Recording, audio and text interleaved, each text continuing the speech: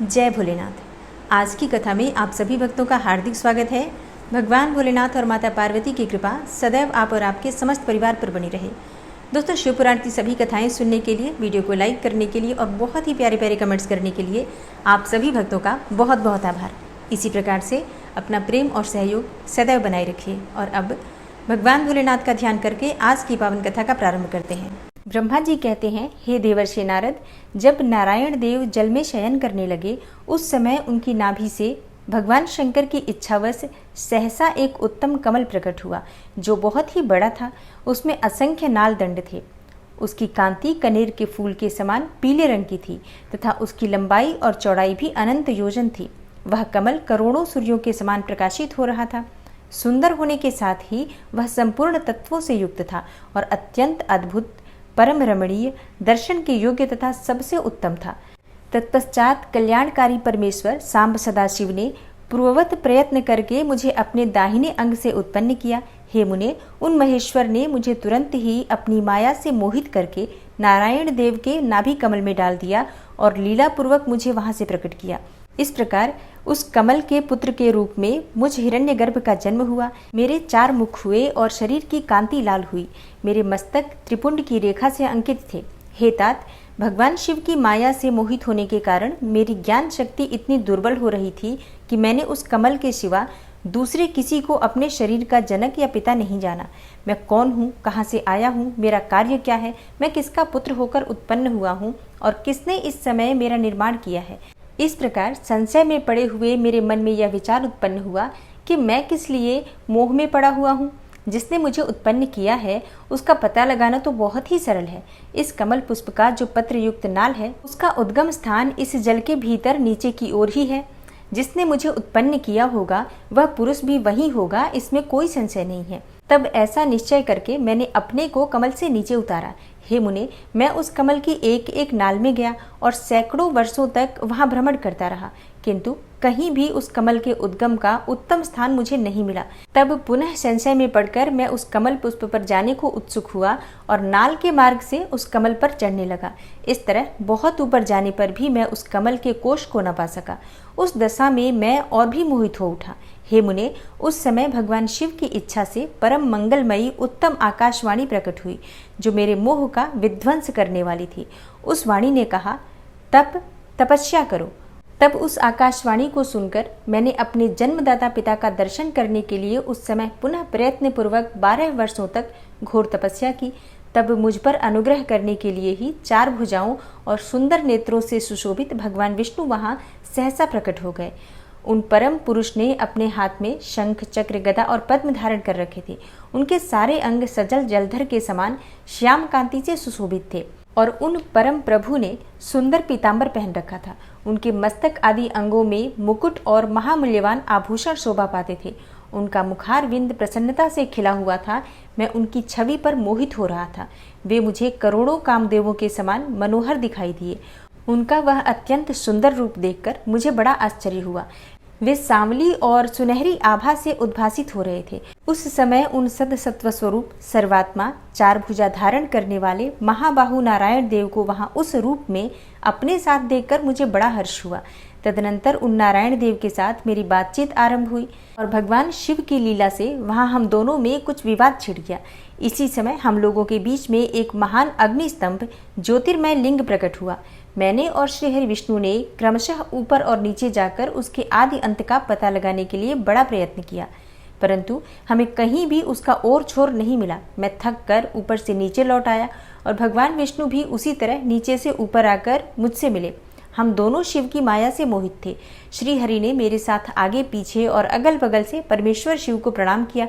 फिर वे सोचने लगे, यह क्या वस्तु है, इसके स्वरूप का निर्देश नहीं किया जा सकता, क्योंकि न तो इसका कोई नाम है और न कर्म है। लिंग रहित तत्व ही यहाँ लिंग भाव को प्राप्त हो गया है। ध्यान मार्ग में भी इसके स्वरूप का कुछ पता नहीं चलता। इसके बाद मैं और श्रीहरि दोनों ने अपने चित्त को स्वस्थ करके उस अग्निस्तंभ को प्रणाम करना आरंभ किया। हम दोनों बोले, हे महाप्रभु, हम आपके स्वरूप को नहीं जानते। आप जो कोई भी क्यों न हो, आपको हमारा नमस्कार है। महेशान, आप शीघ्र ही हमें अपने यथार्थ रूप का दर्शन कराइए। हे मुनिश्रेष्ठ, इस प्रकार अहंकार से आविष्ट हुए हम दोनों ही वहां नमस्कार करने लगे।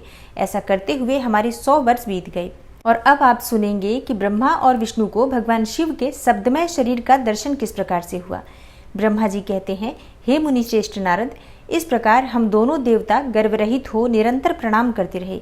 हम दोनों के मन में एक ही अभिलाषा थी कि इस ज्योतिर्लिंग के रूप में प्रकट हुए परमेश्वर प्रत्यक्ष दर्शन दे।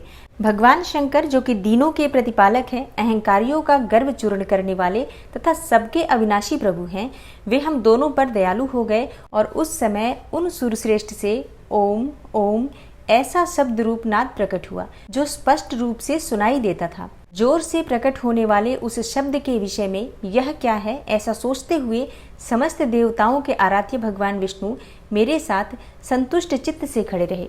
वे सर्वथा वैर भाव से रहित थे।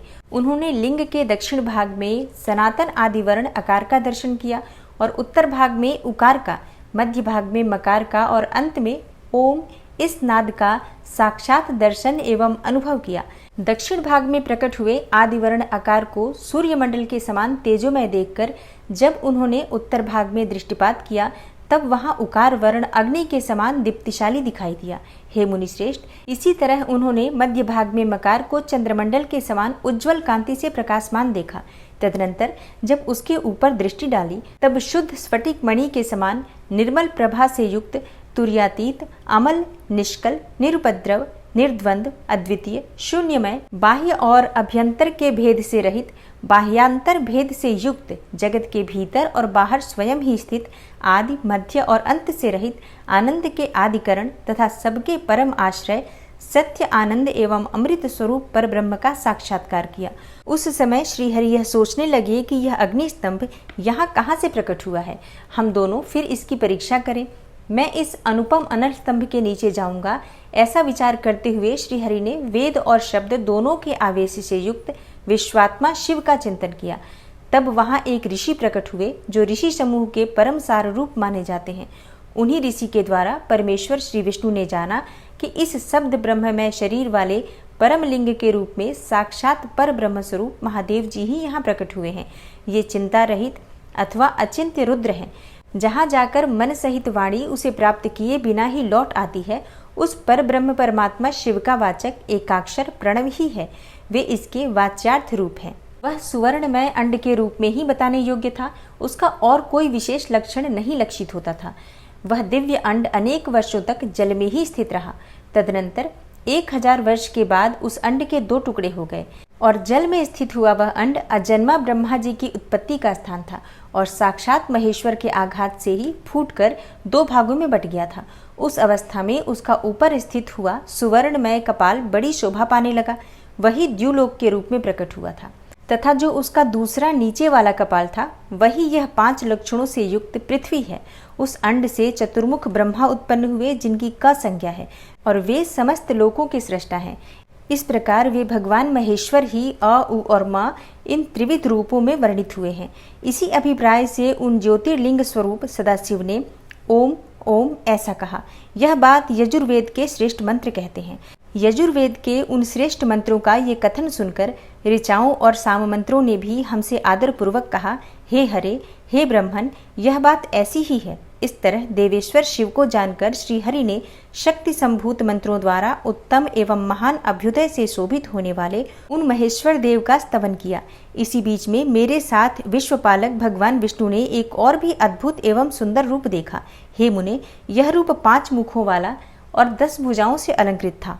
उसकी कांति कर्पूर के समान गौर थी। वह नाना प्रकार की छटाओं से छविमान और भांति भांति के आभूषणों से विभूषित था। उस परम उदार, महापराक्रमी और महापुरुष के लक्षणों से संपन्न अत्यंत उत्कृष्ट रूप का दर्शन करके मैं और श्रीहरि दोनों कृतार्थ हो गए। तत्पश्चात परमेश्वर भगवान महेश प्रसन्न हो अपने दिव्य शब्दमय रूप को प्रकट करके हंसते हुए खड़े हो गए। आकार उनका मस्तक और आकार ललाट है। इकार दाहिना और ईकार बायां नेत्र है। उकार को उनका दाहिना और ऊकार को बायां कान बताया जाता है। ऋकार उन परमेश्वर का दायां कपोल है और ऋकार बायां। ऋ और लृ ये दोनों नासिकाओं के दोनों छिद्र हैं। एकार उन सर्वव्यापी प्रभु का ऊपरी ओष्ठ है और एकार अधर। ओकार तथा औकार ये दोनों क्रमशः उनकी ऊपर और नीचे की दो दंत पंक्तियां हैं। अम और अह उन देवाधिदेव शूलधारी शिव के दोनों तालु हैं। क आदि 5 अक्षर उनके दाहिने 5 हाथ हैं और च आदि 5 अक्षर बाएं 5 हाथ। ट आदि और त आदि 5-5 अक्षर उनके पैर हैं। पकार पेट है और फकार को दाहिना पार्श्व बताया जाता है और बकार को बायां पार्श्व, भकार को कंधा कहते हैं। मकार उन योगी महादेव शंभु का हृदय है। य से लेकर स तक ये 7 अक्षर सर्वव्यापी शिव के शब्दमय शरीर की 7 धातुएं हैं। हकार उनकी नाभि है और छकार को मेढु कहा जाता है। इस प्रकार निर्गुण एवं गुण स्वरूप परमात्मा के शब्दमय रूप को भगवती उमा के साथ देखकर मैं और श्री हरि दोनों कृतार्थ हो गए। इस तरह शब्द ब्रह्ममय शरीरधारी महेश्वर शिव का दर्शन पाकर मेरे साथ श्री हरि ने उन्हें प्रणाम किया और पुनः ऊपर की ओर देखा। उस समय उन्हें 5 कलाओं से युक्त ओमकार जनित मंत्र का साक्षात्कार हुआ। तत्पश्चात महादेव जी का ओम तत्वमसि यह महावाक्य दृष्टिगोचर हुआ, जो परम तत्व मंत्र रूप है तथा शुद्ध स्फटिक के समान निर्मल है। फिर संपूर्ण धर्म और अर्थ का साधक तथा बुद्धि स्वरूप गायत्री नामक दूसरा महान मंत्र लक्षित हुआ, जिसमें 24 अक्षर हैं तथा जो चारों पुरुषार्थ रूपी फल देने वाला है। तत्पश्चात महामृत्युंजय मंत्र, फिर पंचाक्षर मंत्र तथा दक्षिणामूर्ति संज्ञक चिंतामणि मंत्र का साक्षात्कार हुआ। इस प्रकार 5 मंत्रों की उपलब्धि करके भगवान श्री हरि उनका जप करने लगे।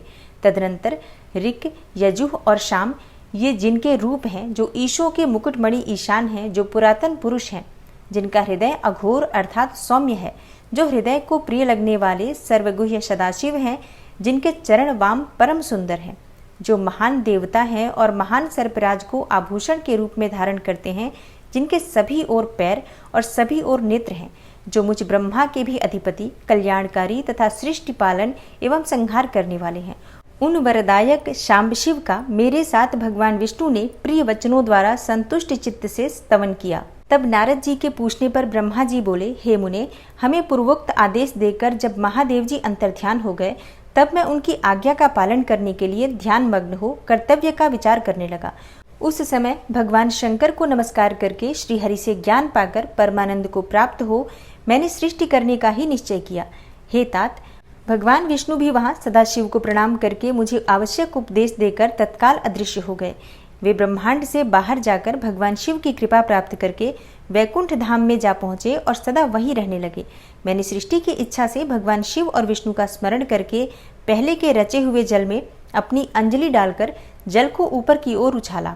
इससे वहां एक अंड प्रकट हुआ, जो 24 तत्वों का समूह कहा जाता है। हे विप्रवर, यह विराट आकार वाला अंड जड़ रूप ही था। उसमें चेतनता न देखकर मुझे बड़ा संशय हुआ और मैं अत्यंत कठोर तप करने लगा।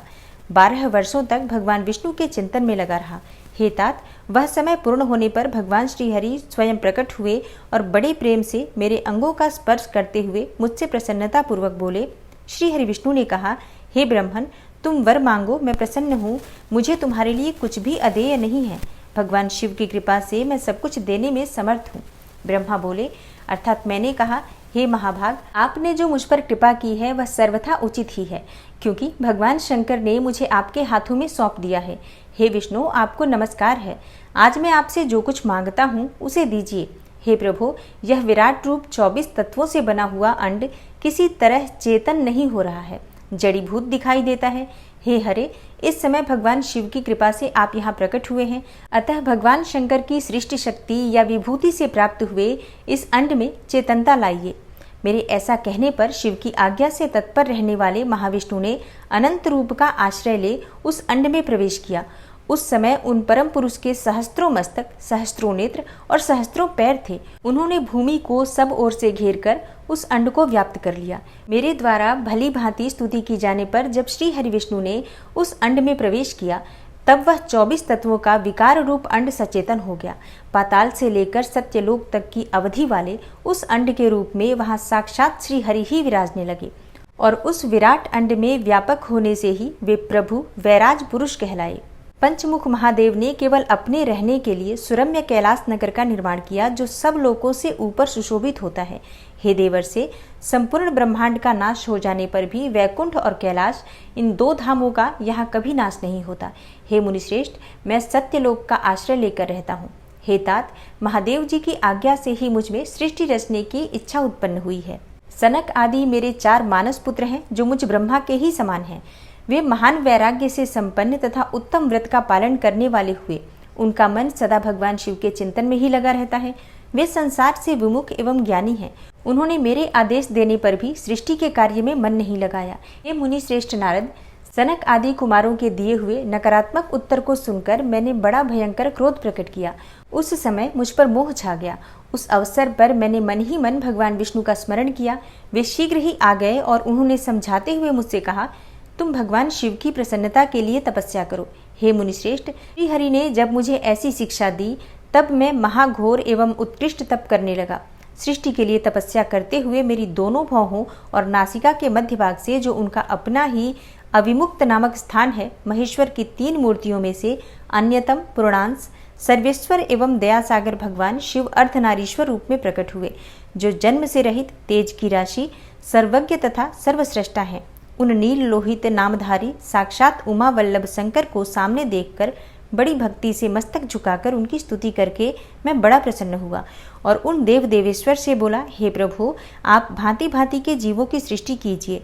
मेरी यह बात सुनकर उन देवाधिदेव महेश्वर रुद्र ने अपने ही समान बहुत से रुद्रगणों की सृष्टि की। तब मैंने अपने स्वामी महेश्वर महारुद्र से फिर कहा, हे देव, आप ऐसे जीवों की सृष्टि कीजिए जो जन्म और मृत्यु के भय से युक्त हों। हे मुनिश्रेष्ठ, मेरी ऐसी बात सुनकर करुणा सागर महादेव जी हंस पड़े और तत्काल इस प्रकार बोले। महादेव जी ने कहा, विधाता, मैं जन्म और मृत्यु के भय से युक्त अशोभन जीव की सृष्टि नहीं करूंगा, क्योंकि वे कर्मों के अधीन हो दुख के समुद्र में डूबे रहेंगे। मैं तो दुख के सागर में डूबे हुए उन जीवों का उद्धार मात्र करूंगा। गुरु का स्वरूप धारण करके उत्तम ज्ञान प्रदान कर उन सबको संसार सागर से पार करूंगा। हे प्रजापते, दुख में डूबे हुए सारे जीवों की सृष्टि तो तुम ही करोगे। मेरी आज्ञा से इस कार्य में प्रवृत्त होने के कारण तुम्हें माया नहीं बांध सकेगी। मुझसे ऐसा कहकर श्रीमान भगवान नील लोहित महादेव मेरे देखते देखते अपने पार्षदों के साथ वहां से तत्काल तिरोहित हो गए। सूत जी कहते हैं, हे मुनीश्वरों, ब्रह्मा जी की यह बात सुनकर नारद जी ने विनय पूर्वक उन्हें प्रणाम किया और पुनः पूछा, हे भगवान, भक्तवत्सल भगवान शंकर कैलाश पर्वत पर कब गए और महात्मा कुबेर के साथ उनकी मैत्री कब हुई? परिपूर्ण मंगल विग्रह महादेव जी ने वहां क्या किया? यह सब मुझे बताइए, क्योंकि इसे सुनने के लिए मेरे मन में बड़ा कौतूहल है। ब्रह्मा जी ने कहा, हे नारद, सुनो, चंद्रमौली भगवान शंकर के चरित्र का वर्णन करता हूँ। वे कैसे कैलाश पर्वत पर गए और कुबेर की उनके साथ किस प्रकार मैत्री हुई, यह सब सुनाता हूँ। कांपिल्य नगर में यज्ञदत्त नाम से प्रसिद्ध एक ब्राह्मण रहते थे, जो बड़े ही सदाचारी थे। उनके एक पुत्र हुआ जिसका नाम गुणनिधि था। वह बड़ा ही दुराचारी और जुआरी हो गया था। तब पिता ने अपने उस पुत्र को त्याग दिया। वह घर से निकल गया और कई दिनों तक भूखा भटकता रहा। एक दिन वह नैवेद्य चुराने की इच्छा से एक शिव मंदिर में गया। वहां उसने अपने वस्त्र को जलाकर उजाला किया। यह मानो उसके द्वारा भगवान शिव के लिए दीपदान किया गया। तत्पश्चात वह चोरी में पकड़ा गया और उसे प्राण दंड मिला। अपने कुकर्मों के कारण वह यमदूतों द्वारा बांधा गया। इतने में ही भगवान शिव के पार्षद वहां आए और उन्होंने उसे उनके बंधन से छुड़ा दिया। शिव गणों के संग से उसका हृदय शुद्ध हो गया। अतः वह उन्हीं के साथ तत्काल शिवलोक में चला गया। वहां सारे दिव्य भोगों का उपभोग तथा उमा महेश्वर का सेवन करके कालांतर में वह कलिंगराज अरिंदम का पुत्र हुआ। वहां उसका नाम था दम। वह निरंतर भगवान शिव की सेवा में लगा रहता था और बालक होने पर भी वह दूसरे बालकों के साथ शिव का भजन किया करता था। वह क्रमशः युवावस्था को प्राप्त हुआ और पिता के परलोक गमन के पश्चात राज सिंहासन पर बैठा। राजा दम बड़ी प्रसन्नता के साथ सब ओर शिव धर्मों का प्रचार करने लगे। भूपाल दम का दमन करना दूसरों के लिए सर्वथा कठिन था। हे ब्राह्मण, समस्त शिवालयों में दीपदान करने के अतिरिक्त वो किसी दूसरे धर्म को नहीं जानते थे। उन्होंने अपने राज्य में रहने वाले समस्त ग्रामाध्यक्षों को बुलाकर यह आज्ञा दे दी कि शिव मंदिर में दीपदान करना सबके लिए अनिवार्य होगा। जिस जिस ग्रामाध्यक्ष के गांव के पास जितने शिवालय हों, वहां वहां बिना कोई विचार किए सदा दीप जलाना चाहिए। आजीवन इसी धर्म का पालन करने के कारण राजा दम ने बहुत बड़ी धर्म संपत्ति का संचय कर लिया। फिर वे काल धर्म के अधीन हो गए। दीपदान की वासना से युक्त होने के कारण उन्होंने शिवालयों में बहुत से दीप जलवाए और उसके फलस्वरूप जन्मांतर में वे रत्नमय दीपों की प्रभा के आश्रय हो अलकापुरी के स्वामी हुए। इसी प्रकार भगवान शिव के लिए किया हुआ थोड़ा सा भी पूजन या आराधन समयानुसार महान फल देता है। ऐसा जानकर उत्तम सुख की इच्छा रखने वाले लोगों को शिव का भजन अवश्य करना चाहिए। वह दीक्षित का पुत्र जो सदा सब प्रकार के अधर्मों में ही रचा पचा रहता था, दैव योग से शिवालय में धन चुराने के लिए गया और उसने स्वार्थवश अपने कपड़े की दीपक की बत्ती बनाकर उसके प्रकाश से शिवलिंग के ऊपर का अंधेरा दूर कर दिया। इस सत्कर्म के फलस्वरूप वह कलिंग देश का राजा हुआ और धर्म में उसका अनुराग हो गया। फिर दीप की वासना का उदय होने से शिवालयों में दीप जलवाकर उसने यह दिक्पाल का पद पा लिया। हे मुनीश्वर, देखो तो सही, कहाँ उसका यह कर्म और कहाँ यह दिक्पाल की पदवी, जिसका वह मानव धर्मा प्राणी इस समय यहाँ उपभोग कर रहा है।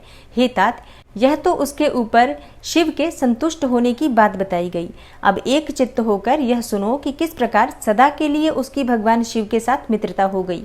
मैं इस प्रसंग का तुमसे वर्णन करता हूँ।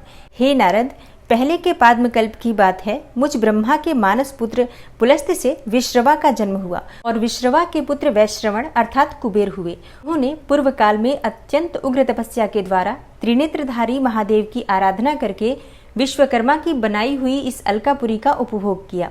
जब वह कल्प व्यतीत हो गया और मेघवाहन कल्प प्रारंभ हुआ, उस समय वह यज्ञदत्त का पुत्र जो प्रकाश का दान करने वाला था, कुबेर के रूप में अत्यंत दुस्सह तपस्या करने लगा। दीपदान मात्र से मिलने वाली शिव भक्ति के प्रभाव को जानकर शिव की चित्त प्रकाशिका काशिकापुरी में गया और अपने चित्त रूपी रत्नमय प्रदीपों से 11 रुद्रों को उद्बोधित करके अनन्य भक्ति एवं स्नेह से संपन्न होकर वह तन्मयता पूर्वक शिव के ध्यान में मग्न होकर निश्चल भाव से बैठ गया। जो शिव की एकता का महान पात्र है, तप रूपी अग्नि से बढ़ा हुआ है, काम क्रोधादि महाविघ्न रूपी पतंगों के आघात से शून्य है, प्राण निरोध रूपी वायु शून्य स्थान में निश्चल भाव से प्रकाशित है, निर्मल दृष्टि के कारण स्वरूप से भी निर्मल है तथा सद्भाव रूपी पुष्पों से जिसकी पूजा की गई है। ऐसे शिवलिंग की प्रतिष्ठा करके वह तब तक तपस्या में लगा रहा जब तक उसके शरीर में केवल अस्थि और चर्म मात्र ही अवशिष्ट नहीं रह गए। इस प्रकार उसने 10,000 वर्षों तक तपस्या की। तदनंतर विशालाक्षी पार्वती देवी के साथ भगवान विश्वनाथ कुबेर के पास आए। उन्होंने प्रसन्न चित्त से अलकापति की ओर देखा। वे शिवलिंग में मन को एकाग्र करके ठूंठे काठ की भांति स्थिर भाव से बैठे थे। भगवान शिव ने उनसे कहा, अलकापते, मैं वर देने के लिए उद्यत हूँ, तुम अपना मनोरथ तो बताओ। यह वाणी सुनकर तपस्या के धनी कुबेर ने ज्यों ही आंखें खोलकर देखा, त्यों ही उमा वल्लभ भगवान श्रीकंठ सामने खड़े दिखाई दिए। वे उदय काल के सहस्त्रों सूर्यों से भी अधिक तेजस्वी थे और उनके मस्तक पर चंद्रमा अपनी चांदनी बिखेर रहे थे। भगवान शंकर के तेज से उसकी आंखें चौंधी आ गई, उनका तेज प्रतिहत हो गया और वे नेत्र बंद करके मनोरथ से भी परे विराजमान देव देवेश्वर शिव से बोले, हे नाथ, मेरे नेत्रों को वह दृष्ट शक्ति दीजिए जिससे आपके चरणार बिंदों का दर्शन हो सके। हे स्वामिन, आपका प्रत्यक्ष दर्शन हो, यही मेरे लिए सबसे बड़ा वर है। हे ईश, दूसरे किसी वर से मेरा क्या प्रयोजन है। चंद्रशेखर, आपको नमस्कार है। कुबेर की यह बात सुनकर देवाधिदेव उमापति ने अपनी हथेली से उनका स्पर्श करके उन्हें देखने की शक्ति प्रदान की। दृष्टि शक्ति मिल जाने पर यज्ञदत्त के उस पुत्र ने आंखें फाड़ फाड़ कर पहले उमा की ओर ही देखना आरंभ किया। वह मन ही मन सोचने लगा, भगवान शंकर के समीप यह सर्वांग सुंदरी कौन है? इसने कौन सा ऐसा तप किया है जो मेरी भी तपस्या से बढ़ गया है? यह रूप, यह प्रेम, यह सौभाग्य और यह असीम शोभा सभी अद्भुत हैं। वह ब्राह्मण कुमार बार बार यही कहने लगा। जब बार बार यही कहता हुआ वह क्रूर दृष्टि से उनकी ओर देखने लगा, तब वामा के अवलोकन से उसकी बाईं आंख फूट गई। तदनंतर देवी पार्वती ने महादेव जी से कहा, हे प्रभु, यह दुष्ट तपस्वी बार बार मेरी ओर देखकर क्या बक रहा है? आप मेरी तपस्या के तेज को प्रकट कीजिए। देवी की यह बात सुनकर भगवान शिव ने हंसते हुए उनसे कहा, हे उमे, यह तुम्हारा पुत्र है। यह तुम्हें क्रूर दृष्टि से नहीं देखता, अपितु तुम्हारी तपह संपत्ति का वर्णन कर रहा है। देवी से ऐसा कहकर भगवान शिव पुनः उस ब्राह्मण कुमार से बोले, हे वत्स, मैं तुम्हारी तपस्या से संतुष्ट होकर तुम्हें वर देता हूँ कि तुम निधियों के स्वामी और गुह्यों के राजा हो जाओ। सुव्रत, यक्षों, किन्नरों और राजाओं के भी राजा होकर पुण्यजनों के पालक और सबके लिए धन के दाता बनो। मेरे साथ तुम्हारी सदा मैत्री बनी रहेगी और मैं नित्य तुम्हारे निकट निवास करूंगा। हे मित्र, तुम्हारी प्रीति बढ़ाने के लिए मैं अलका के पास ही रहूंगा। आओ, इन उमा देवी के चरणों में साष्टांग प्रणाम करो, क्योंकि ये तुम्हारी माता हैं। महाभक्त यज्ञदत्त कुमार, तुम अत्यंत प्रसन्न चित्त से इनके चरणों में गिर जाओ। ब्रह्मा जी कहते हैं, हे नारद, इस प्रकार वर देकर भगवान शिव ने पार्वती देवी से फिर कहा, हे देवेश्वरी, इस पर कृपा करो। तपस्विनी, यह तुम्हारा पुत्र है। भगवान शंकर का यह कथन सुनकर जगदम्बा पार्वती ने प्रसन्न चित्त होकर यज्ञदत्त से कहा, हे वत्स, भगवान शिव में तुम्हारी सदा निर्मल भक्ति बनी रहे। तुम्हारी बाई आंख तो फूट ही गई है, इसलिए एक ही पिंगल नेत्र से युक्त रहो, और महादेव जी ने जो तुम्हें वर दिए हैं वे सब तुम्हें उसी रूप में सुलभ हो। बेटा, मेरे रूप के प्रति ईर्ष्या करने के कारण तुम कुबेर नाम से प्रसिद्ध होगे। इस प्रकार कुबेर को वर देकर भगवान महेश्वर पार्वती देवी के साथ अपने विश्वेश्वर धाम में चले गए। इस तरह कुबेर ने भगवान शंकर की मैत्री प्राप्त की और अलकापुरी के पास जो कैलाश पर्वत है वह भगवान शंकर का निवास हो गया। ब्रह्मा जी कहते हैं, हे नारद, हे मुने, कुबेर के तपोबल से भगवान शिव का जिस प्रकार पर्वत श्रेष्ठ कैलाश पर शुभागमन हुआ वह प्रसंग सुनो। कुबेर को वर देने वाले विश्वेश्वर शिव जब उन्हें निधिपति होने का वर देकर अपने उत्तम स्थान को चले गए, तब उन्होंने मन ही मन इस प्रकार विचार किया, ब्रह्मा जी के ललाट से जिनका प्रादुर्भाव हुआ है तथा जो प्रलय का कार्य संभालते हैं वे रुद्र मेरे पूर्ण स्वरूप हैं। अतः उन्हीं के रूप में मैं गुह्यकों के निवास स्थान कैलाश पर्वत को जाऊंगा और उन्हीं के रूप में मैं कुबेर का मित्र बनकर उसी पर्वत पर विलासपूर्वक रहूंगा और बड़ा भारी तप करूंगा। शिव की इस इच्छा का चिंतन करके उन रुद्रदेव ने कैलाश जाने के लिए उत्सुक होकर डमरू बजाया। डमरू की वह ध्वनि जो उत्साह बढ़ाने वाली थी तीनों लोकों में व्याप्त हो गई। उसका विचित्र एवं गंभीर शब्द आह्वान की गति से युक्त था, अर्थात सुनने वालों को अपने पास आने के लिए प्रेरणा दे रहा था। उस ध्वनि को सुनकर मैं तथा श्री हरिविष्णु आदि सभी देवता, ऋषि, मूर्तिमान, आगम, निगम और सिद्ध वहां आ पहुंचे। देवता और असुर आदि सब लोग बड़े उत्साह में भरकर वहां आए और भगवान शिव के समस्त पार्षद तथा सर्वलोक वंदित महाभाग गणपाल जहाँ कहीं भी थे वहां से आ गए। इतना कहकर ब्रह्मा जी ने वहां आए हुए गणपालों का नामोल्लेख पूर्वक विस्तृत परिचय दिया। फिर इस प्रकार कहना आरंभ किया। वे बोले, वहां असंख्य महाबली गणपाल पधारे। वे सबके सब सहस्त्रों भुजाओं से युक्त थे और मस्तक पर जटा का ही मुकुट धारण किए हुए थे। सभी चंद्रचूड़, नीलकंठ और त्रिलोचन थे। हार, कुंडल, केयूर तथा मुकुट आदि से अलंकृत थे। वे मेरे, श्री विष्णु के तथा इंद्र के समान तेजस्वी जान पड़ते थे। अणिमा आदि 8 सिद्धियों से घिरे थे तथा करोड़ों सूर्यों के समान उद्भासित हो रहे थे। उस समय भगवान शिव ने विश्वकर्मा को उस पर्वत पर निवास स्थान बनाने की आज्ञा दी। अनेक भक्तों के साथ अपने और दूसरों के लिए यथा योग्य आवास तैयार करने का आदेश दिया। हे मुने, तब विश्वकर्मा ने भगवान शिव की आज्ञा के अनुसार उस पर्वत पर जाकर शीघ्र ही नाना प्रकार के गृहों की रचना की। फिर श्री हरि की प्रार्थना से कुबेर पर अनुग्रह करके भगवान शिव सानंद कैलाश पर्वत पर गए। उत्तम मुहूर्त में अपने स्थान में प्रवेश करके भक्तवत्सल परमेश्वर शिव ने सबको प्रेम दान दे सनाथ किया।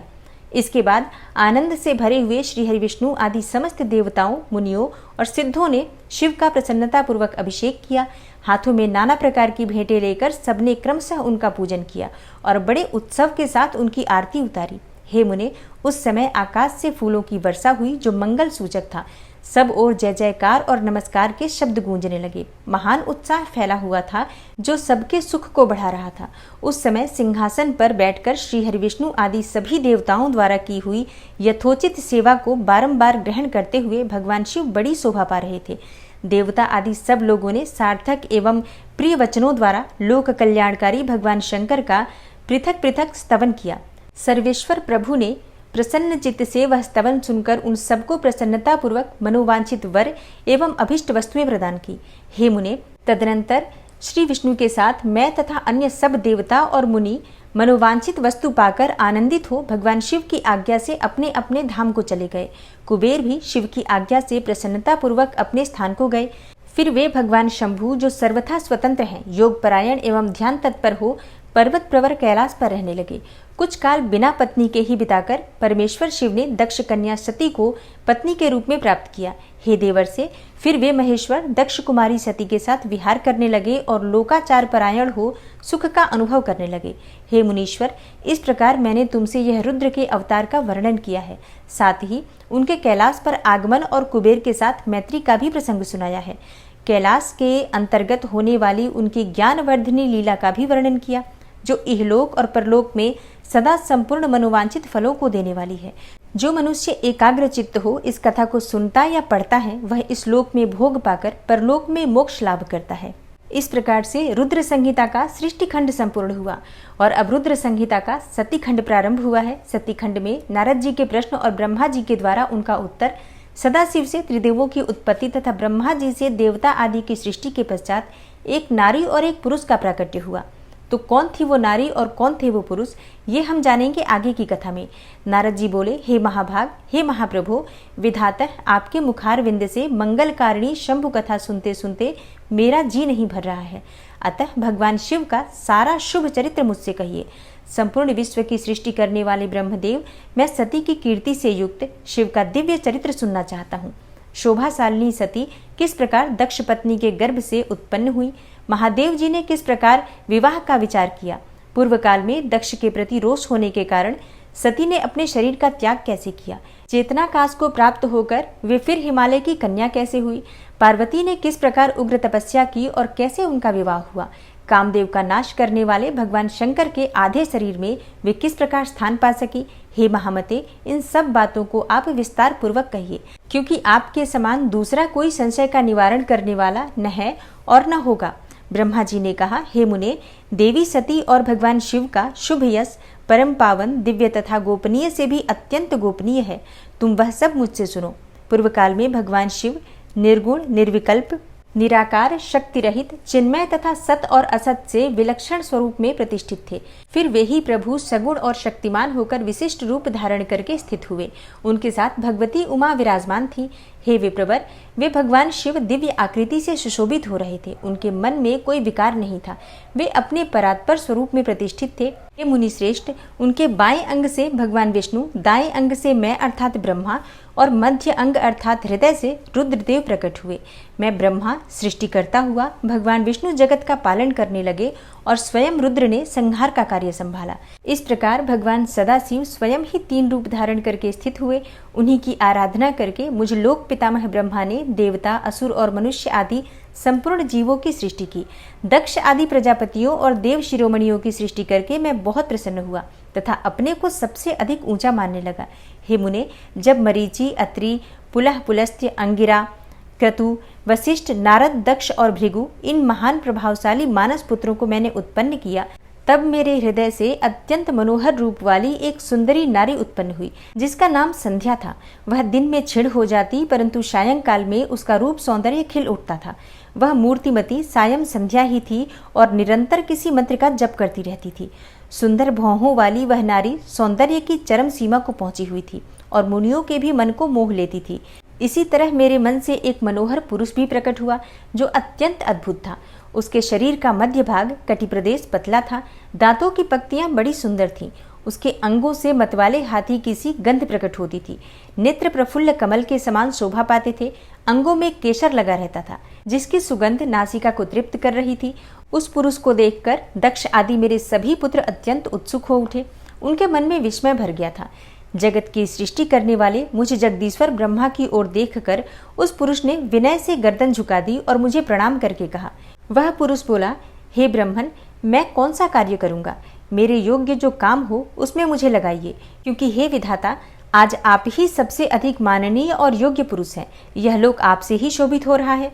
ब्रह्मा जी ने कहा, हे भद्र पुरुष, तुम अपने इसी स्वरूप से तथा फूल के बने हुए 5 बाणों से स्त्रियों और पुरुषों को मोहित करते हुए सृष्टि के सनातन कार्य को चलाओ। इस चराचर त्रिभुवन में ये देवता आदि कोई भी जीव तुम्हारा तिरस्कार करने में समर्थ नहीं होंगे। तुम छिपे रूप से प्राणियों के हृदय में प्रवेश करके सदा स्वयं उनके सुख का हेतु बनकर सृष्टि का सनातन कार्य चालू रखो। समस्त प्राणियों का जो मन है वह तुम्हारे पुष्पमय बाणों का सदा अनायास ही अद्भुत लक्ष्य बन जाएगा और तुम निरंतर उन्हें मदमत्त किए रहोगे। यह मैंने तुम्हारा कर्म बताया है जो सृष्टि का प्रवर्तक होगा, और तुम्हारे ठीक ठीक नाम क्या होंगे इस बात को मेरे ये पुत्र बताएंगे। ब्रह्मा जी कहते हैं, हे मुने, तदनंतर मेरे अभिप्राय को जानने वाले मरीचि आदि मेरे पुत्र सभी मुनियों ने उस पुरुष का उचित नाम रखा। दक्ष आदि प्रजापतियों ने उसका मुंह देखते ही परोक्ष के भी सारे वृतांत जानकर उसे रहने के लिए स्थान और पत्नी प्रदान की। मेरे पुत्र मरीचि आदि द्विजों ने उस पुरुष के नाम निश्चित करके उससे यह युक्त युक्त बात कही। ऋषि बोले, तुम जन्म लेते ही हमारे मन को भी मथने लगे हो, इसलिए लोक में मनमथ नाम से विख्यात होगे। हे मनोभव, तीनों लोकों में तुम इच्छानुसार रूप धारण करने वाले हो। तुम्हारे समान सुंदर दूसरा कोई नहीं है। अतः काम रूप होने के कारण तुम काम नाम से भी विख्यात हो। लोगों को मदमत्त बना देने के कारण तुम्हारा एक नाम मदन भी होगा। तुम बड़े दर्प से उत्पन्न हुए हो, इसलिए दर्पक कहलाओगे, और सदर्प होने के कारण ही जगत में कंदर्प नाम से भी तुम्हारी ख्याति होगी।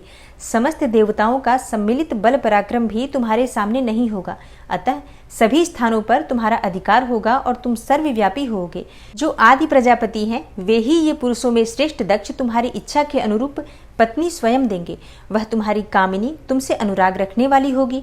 ब्रह्मा जी ने कहा, हे मुने, तदनंतर मैं वहां से अदृश्य हो गया। इसके बाद दक्ष मेरी बात का स्मरण करके कंदर्प से बोले, कामदेव, मेरे शरीर से उत्पन्न हुई मेरी यह कन्या सुंदर रूप और उत्तम गुणों से सुशोभित है। इसे तुम अपनी पत्नी बनाने के लिए ग्रहण करो। यह गुणों की दृष्टि से सर्वथा तुम्हारे योग्य है। महातेजस्वी, महामनोभव, यह सदा तुम्हारे साथ रहने वाली और तुम्हारी रुचि के अनुसार चलने वाली होगी। धर्मतः यह सदा तुम्हारे अधीन रहेगी। ऐसा कहकर दक्ष ने अपने शरीर के पसीने से प्रकट हुई उस कन्या का नाम रति रखकर उसे अपने आगे बैठाया और कंदर्प को संकल्प पूर्वक सौंप दिया। हे नारद, दक्ष की वह पुत्री रति बड़ी रमणीय और मुनियों के मन को भी मोह लेने वाली थी। उसके साथ विवाह करके कामदेव को भी बड़ी प्रसन्नता हुई। अपनी रति नामक सुंदर स्त्री को देखकर उसके हाव भाव आदि से अनुरंजित हो कामदेव मोहित हो गया। हे तात, उस समय बड़ा भारी उत्सव होने लगा जो सबके सुख को बढ़ाने वाला था। प्रजापति दक्ष इस बात को सोचकर बड़े प्रसन्न थे कि मेरी पुत्री इस विवाह से सुखी है। कामदेव को भी बड़ा सुख मिला, उसके सारे दुख दूर हो गए। दक्ष कन्या रति भी कामदेव को पाकर बहुत प्रसन्न हुई। जैसे संध्या काल में मनोहारिणी विद्युन्माला के साथ मेघ शोभा पाता है, उसी प्रकार रति के साथ प्रिय वचन बोलने वाला कामदेव बड़ी शोभा पा रहा था।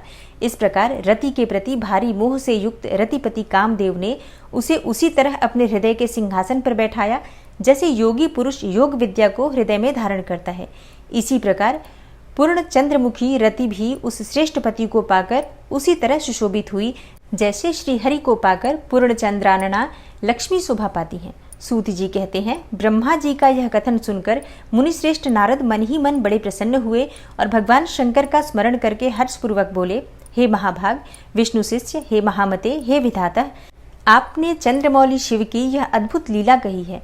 अब मैं यह जानना चाहता हूँ कि विवाह के पश्चात जब कामदेव प्रसन्नतापूर्वक अपने स्थान को चला गया, दक्ष भी अपने घर को बधारे तथा आप और आपके मानस पुत्र भी अपने अपने धाम को चले गए, तब पितरों को उत्पन्न करने वाली ब्रह्मकुमारी संध्या कहाँ गई?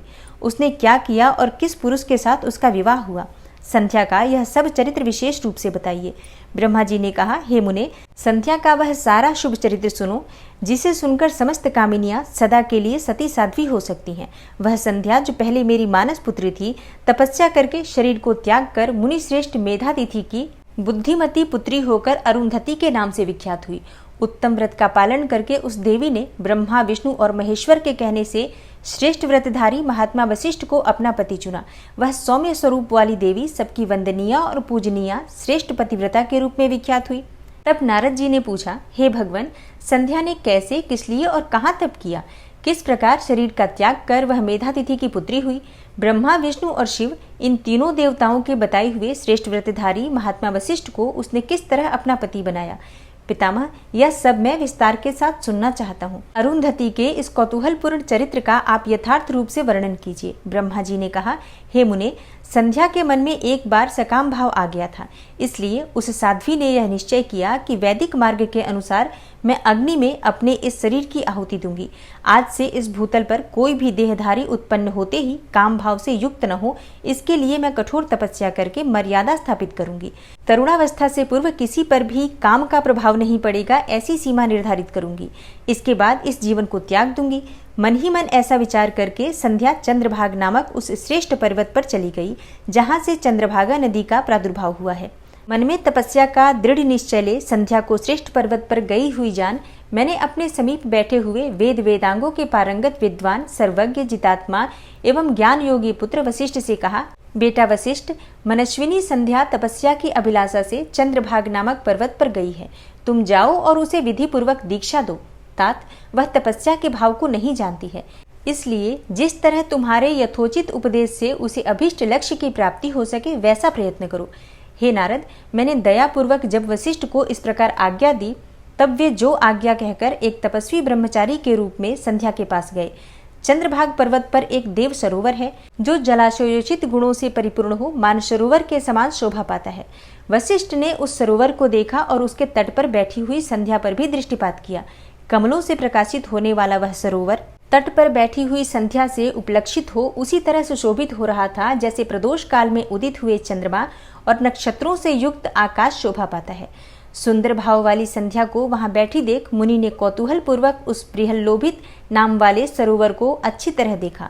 उसी प्रकार भूत पर्वत के शिखर से दक्षिण समुद्र की ओर जाती हुई चंद्रभागा नदी का भी उन्होंने दर्शन किया। जैसे गंगा हिमालय से निकलकर समुद्र की ओर जाती है, उसी प्रकार चंद्रभाग के पश्चिम शिखर का भेदन करके वह नदी समुद्र की ओर जा रही थी। उस चंद्रभाग पर्वत पर बृहल्लोहित सरोवर के किनारे बैठी हुई संध्या को देखकर वशिष्ठ जी ने आदर पूर्वक पूछा।